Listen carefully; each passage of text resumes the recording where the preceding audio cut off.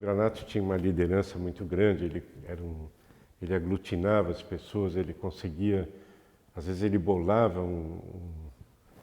uma exposição, um movimento para a gente fazer.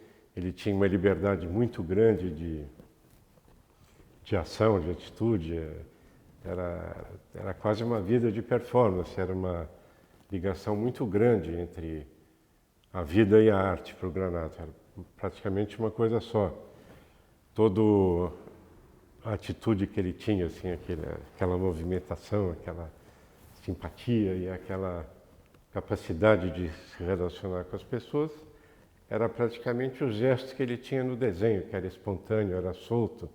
Então era praticamente uma entidade só, o Granato, né? Tanto na obra quanto na pessoa, a gente sentia essa coisa. Então esse trabalho coletivo era bastante importante, sempre organizando coisas de grupo, e no ateliê dele era um ponto de encontro muito grande, todo mundo ia lá.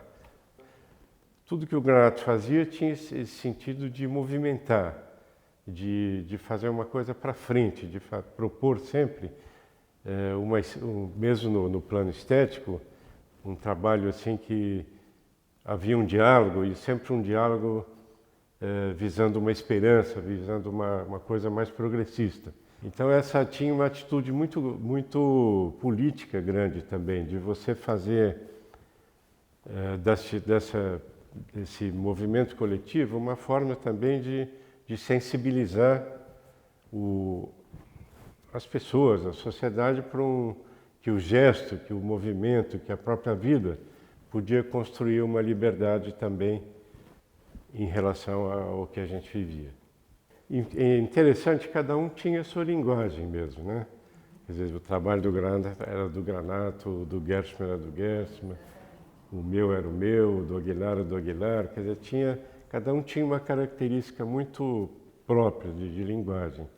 Mas esse diálogo e essa coisa fazia praticamente uma fusão, que alguns elementos do trabalho de um também tinha relação com o trabalho do outro. Então esses movimentos eram interessantes. Outra coisa muito legal, os mitos vadios. Aquilo foi um marco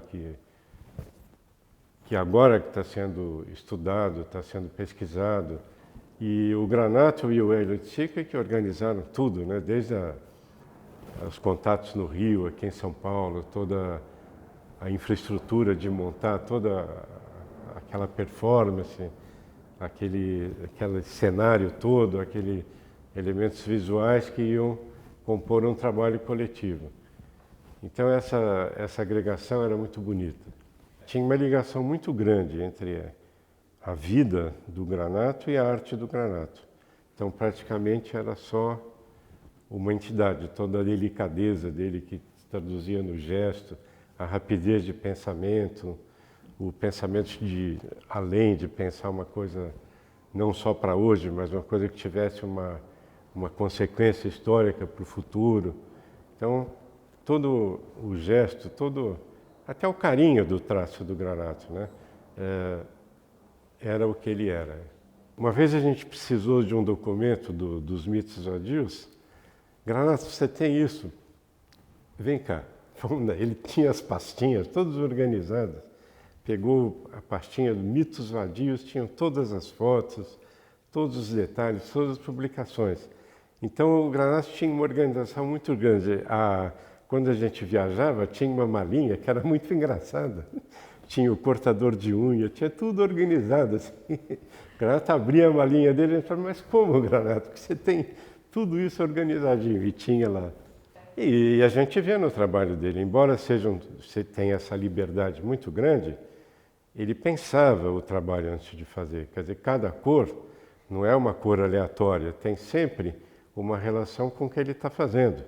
Então, embora seja um trabalho totalmente gestual, expressionista, você vê que por trás também tem esse pensamento, tem essa organização. Então é difícil você situar o Granato assim dentro de uma característica específica, dentro de um movimento específico. A liberdade dele era tão grande que você lê nos trabalhos várias tendências, vários significados para a obra. Mesmo tem uma fase que ele estava um pouco mais ligado ao conceito, que ele usava uma palavra e economizava um pouquinho no gesto e na figura mais representativa e colocava um elemento essencial, assim como uma palavra. Então a obra do Granato é muito rica, porque é uma obra muito contemporânea e abriu caminho para muitos artistas jovens que estão fazendo um trabalho que a gente vê que tem uma liberdade semelhante ao que o Granato tinha e sempre teve, e sempre vai ter.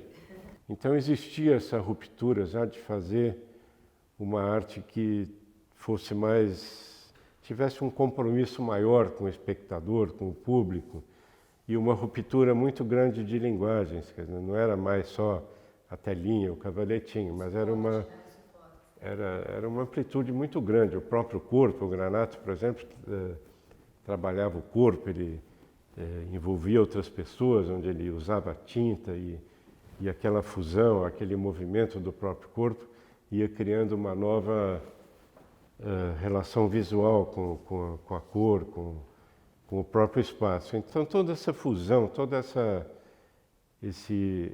embalagem que foi feita de todo o pensamento e toda a vivência e toda a cultura da época, eu acho que abriu bastante a arte brasileira para os caminhos que estão sendo seguidos hoje. Então eu acho que é uma geração bastante importante. Se você tivesse que definir assim prontamente, o que te vem assim?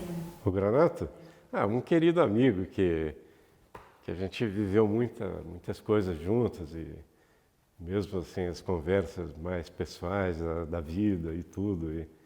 E o Granato, o que vem mesmo é essa liberdade, esse prazer de vida e uma amizade muito grande.